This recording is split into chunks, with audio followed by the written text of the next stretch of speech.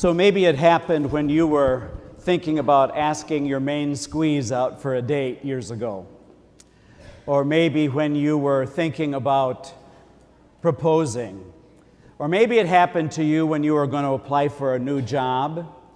Or maybe it happened when you were in a conversation with a bunch of people about religion or politics. And they were talking about a lot of things that you didn't agree with, but you didn't have the nerve to say anything. Or maybe it's in your marriage when you have some doubts or some concerns about what's going on, but you don't want to start anything up or hurt any feelings. That and a whole lot of other things contribute to one of the things that all of us struggle with, even if we're not honest enough to admit it, and it's fear. Fear is the thing that paralyzes us, that prevents us from moving forward. It prevents us from doing a lot of things because we're kind of sucking air. Don't know if we want to do it. A universal human experience. And it's very interesting because you can search the scriptures, and one of the things that Jesus says more than anything else is what? Be not afraid. And then you connect that with the fact that, unfortunately for a lot of people, I hope not as many as in the old days, whenever that was, but I think that there are a lot of people, if you mention God or Jesus, they become terrified. They're very fearful. And it's really sad to be working with somebody, for example, when people get close to death and they're terrified to die, because the scriptures don't testify to that, but we certainly have that impression, whether it's about God or any other kind of challenges we have in our lives. Well, the scriptures this weekend give us some things to think about in terms of that. And the first reading that we had from Kings does that, because the examples that we're being given are the things that we usually kind of think about when we think about God. So here God said, now you go out and go out into the desert, and I want you to pay attention to what's going on. So we hear the wind is crushing rocks, and there's a fire, and there's an earthquake. There's all these big things going on, which people usually associated with God. Oh, God must be really mad today. And what did we hear over and over in that first reading from Kings? God was not in the wind. God was not in the fire. God was not in the earthquake. Do you remember what he was in? What the reading was? Where was God? In what? Whispering sound. So it wasn't all the special effects that scared the bejeebers out of him. When he heard that whispering sound, he covered his head with his cloak, because it was a sign of God's presence. His presence. So what's one thing that teaches us? Well, I think it's this. There's a lot of crashing around in our lives. We have a lot of chaos. Maybe your chaos is just busyness, or the kids, or the family, or work. Okay? And many of us have been kind of trained. You kind of rattle through your prayers. You do the rosary, you do your novena, you do the kind of prayers that you were taught when you were growing up, although I hope you're not praying in the same way you did when you made your first communion as an adult. But we're yapping at God all the time, but we never shut up to listen to Him. You know, so God says, okay, John, yeah, I know, 5 parishes, I get it. Now, when are you going to shut up so I can talk to you? We're afraid to be quiet. So we have the TV on all the time, or something in our ears, or the tunes up, you know. We got all kinds of things going on, but we're afraid to be quiet. And that's where God speaks to us, in the silence of our hearts. So there's a fear there. Well, then it brings us to today's gospel. It's been made into a couple movies, this particular event from Jesus' life. So let's think again about the context of this. So Jesus had been with the disciples. He'd had enough of them. He said, you guys get in the boat and go fishing. He said, I got to go pray. And so he went up on the mountain. And if God needs to get away, that should be a lesson to us. If He's got to get away, so do we.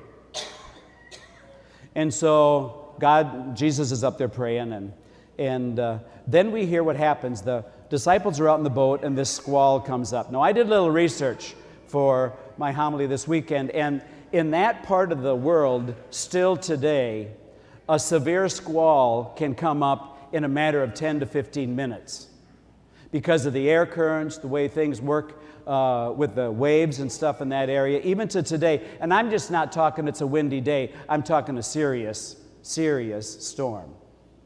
So they're out. They don't have a GPS. They're not in an Evinrude. You know, they don't even have any lights out there. They're out in the middle of this lake, and all hell's breaking loose. And they're scared to death. So they're hollering. And so Jesus comes out, and he's walking on the water, and you can't see very much, probably lightning, you know, and they go, "Oh my God, it's a ghost." And Jesus says, "Hey, settle down. It's me. Don't be afraid." And then that comes, enter Peter. I just love Peter. He's such a knucklehead, you know. He's this big, burly, he's one of the oldest of the apostles, fisherman. And so he goes, "Lord, if it's really you, tell me to walk on water." Jesus says, "Okay." So he gets out of the boat, you know, kind of, ooh, this is kind of fun. And then what happens? The same thing that happens to you and to me. When he took his eyes off Jesus and realized how bad the storm was, he sunk. He was terrified. "Lord, save me." And so Jesus stuck out his arm and hauled the big galoot back into the boat. And he goes, "Oh, you of little faith, why did you doubt me?" Now there's our lesson for today. And it's a powerful lesson as we get ready to baptize Riker, who's snoring right now. Because it is, what's the nature of our faith, okay? And so fear is the thing that gets in the way, huh? And the question this morning is, what would have happened if Peter had never gotten out of the boat? What would have happened? And so every day, Christ is saying to each of us, get out of the boat. Now, the great thing about Jesus is that he always takes us where we're at. No matter how sinful we are, no matter how screwed up we are, no matter how just absolutely out of control our lives are, he always accepts us where we're at, but he never leaves us there. He never leaves us there. So he always is inviting us, little by little, but he's always inviting us, get out of the boat. And to get out of the boat means you need to take a risk. Now, we all have boats. And our boats are our comfort zone. We all like what we like. And even if we're miserable, sometimes we'd rather stay in our comfort zone than to make any changes. You talk to somebody who is in a program, addiction program for alcohol or drugs, and they will tell you that one of the most terrifying things that they have to deal with is, if I don't do this anymore, my life is going to be really different. And many times addicts would say, it's just too scary. I may be miserable. I know this is kind of a dead-end thing, but the thought of making changes, I just can't do it. I just can't do it. And so the fear disables them. The fear gets in the way.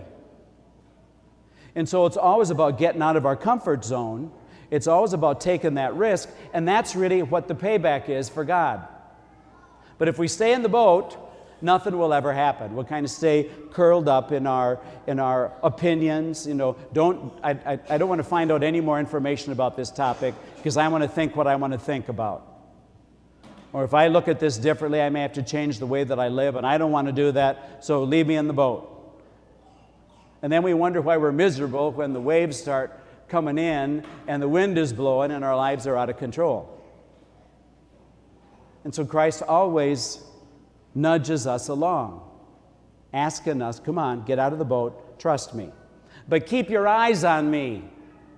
And what happens to many of us is, okay, maybe you turn over a new leaf on the first of the year, or maybe during Lent you say, okay, by God, I'm going to start doing this in my life. And you start doing it a little bit, and then it gets hard.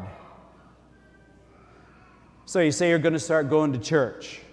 And when there's nothing else going on, that's an easy thing to do. But then your buddy's got this They want to go four-wheeling or got this little party down in the bottom that's going on. You don't want to leave that. And that's when the storms happen. And we're afraid because we're afraid of what people will think of us. So we don't want to make the changes. But then we get mad at God or the church or maybe even the pastor because our spiritual lives are in the toilet. Doesn't have anything to do with any of those people. It's ourselves because we're not willing to take the risk. If you've been married more than 5 minutes, you know what risk is. You know what it is. You have to do that.